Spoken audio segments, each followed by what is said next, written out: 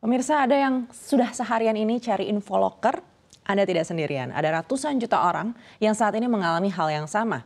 Ini menciptakan pertanyaan, di mana peran negara? Bagaimana dengan swasta? Kita akan bahas dalam Sarjana Indonesia Susah Cari Kerja, RI Banjir Pengangguran. Kita langsung saja ke slide yang pertama. Kondisi pasar kerja di Indonesia saat ini cukup menjadi sorotan. Bayangkan saja berdasarkan laporan Badan Pusat Statistik atau BPS Februari 2025, hanya 40,6% pekerja dengan total 145,77 juta angkatan kerja aktif di Indonesia.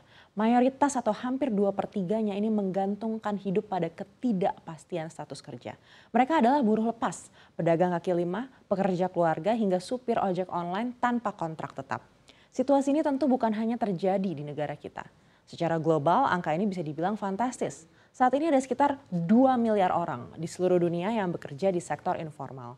Jumlah ini setara dengan hampir 2/3 dari seluruh pekerja yang ada di planet bumi ini. Mereka yang bekerja di sektor informal umumnya tidak punya gaji tetap. Tidak ada perlindungan asuransi kesehatan, apalagi tunjangan hari tua. Ibaratnya mereka hidup hari demi hari mengandalkan pendapatan yang kadang ada, kadang tidak. Tentu saja kondisi ini membuat mereka sangat rentan dan sulit untuk merencanakan masa depan. Lalu kenapa bisa begitu? Salah satu alasan terbesarnya adalah sulitnya mencari pekerjaan formal. Fenomena ini tidak hanya di Indonesia tapi juga di dunia. Di kawasan Afrika misalnya, pertumbuhannya bahkan mencapai 29,3%. Sementara di negara-negara Arab mencapai 36,1%. Lapangan kerja yang tersedia itu terbatas dan persaingan ketatnya minta ampun dan banyak juga yang belum punya keahlian yang sesuai dengan kebutuhan perusahaan di zaman sekarang. Ini mengindikasikan bahwa pertumbuhan ekonomi tidak otomatis menciptakan pekerjaan layak. Banyak dari pertumbuhan tenaga kerja justru terserap di sektor yang upahnya rendah, tanpa jaminan sosial dan tanpa masa depan yang pasti. Sektor pertanian, perdagangan, dan industri pengolahan ini masih menjadi penyerap tenaga kerja terbesar. Dan ini adalah 3 sektor yang paling banyak diisi oleh pekerja informal dan lulusan SD ke bawah. Dampak dari semua ini jelas ini membuat angka kemiskinan dan kesenjangan sosial semakin lebar. Coba bayangkan, kalau pendapatan tidak pasti, bagaimana bisa sejahtera? Bagaimana pendapatan per kapita kita bisa naik? Padahal Indonesia juga punya mimpi untuk bisa menjadi negara maju, yang artinya harus ada peningkatan pendapatan per kapita yang cukup signifikan. Kita akan bahas di slide berikutnya. Sebelum ke sana kita akan melihat lebih dalam kondisi pasar kerja di Indonesia. Laporan Badan Pusat Statistik atau BPS hingga Februari 2025 menunjukkan ada sekitar 842.378 penganggur yang memiliki gelar sarjana. Angka ini naik dari 787.973 di tahun sebelumnya. Jadi bukan hanya lulusan SMA yang kesulitan, para sarjana pun semakin tertekan.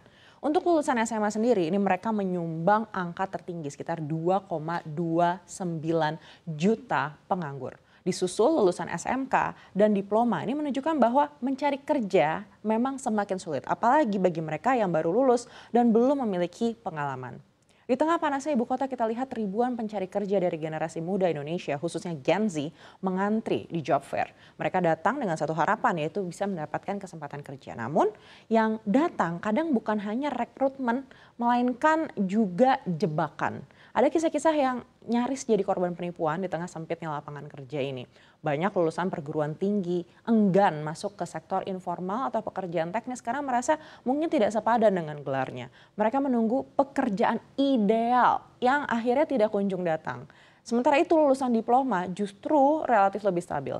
Dari 305.000 penganggur pada 2020, angka itu turun menjadi 170.000 di tahun 2024. Ini karena pendidikan vokasi yang aplikatif dan juga siap kerja menjadi nilai lebih, terutama di mata industri-industri yang mencari tenaga produktif, bukan sekadar simbol akademik.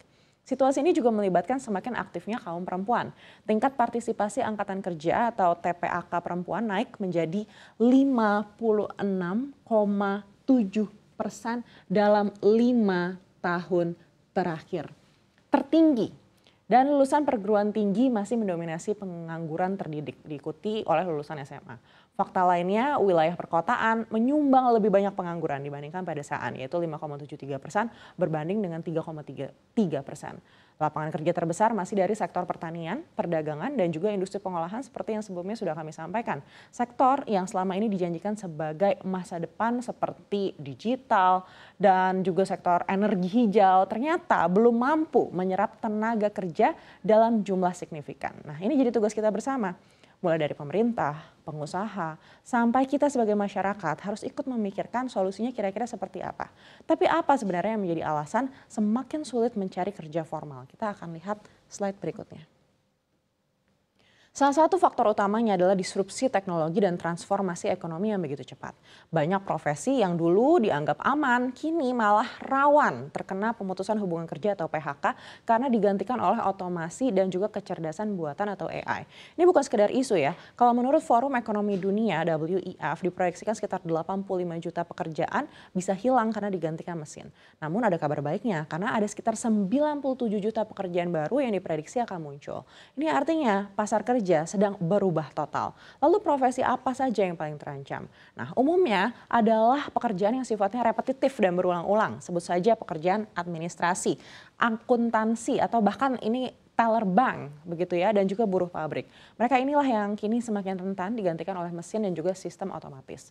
Di sisi lain, pekerjaan yang membutuhkan interaksi manusia, kreativitas tinggi, dan juga kemampuan pemecahan masalah kompleks justru relatif lebih aman dan sangat dibutuhkan. Contohnya adalah pengembang AI, pakar data, spesialis keamanan cyber, ataupun desainer kreatif. Nah, bidang-bidang ini memerlukan sentuhan dan kemampuan otak manusia yang belum bisa digantikan sepenuhnya oleh teknologi.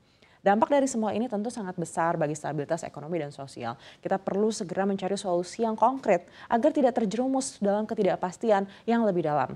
Ada beberapa jalan lain yang bisa ditempuh. Pertama, pentingnya menggalakkan program reskilling dan juga upskilling secara masif. Yang kedua, pemerintah perlu mendorong program wirausaha mandiri sejak dini. Bukan hanya sebagai alternatif, tapi jadi pilihan karir yang menjanjikan. Ketiga, pentingnya kolaborasi industri dengan akademisi untuk bisa menyesuaikan kurikulum dengan kebutuhan pasar kerja yang nyata, terutama untuk sektor masa depan seperti teknologi dan juga ekonomi hijau. Keempat, memperkuat jaringan pengaman sosial bagi mereka yang berada di sektor informal agar mereka juga punya sandaran saat menghadapi ketidakpastian ekonomi.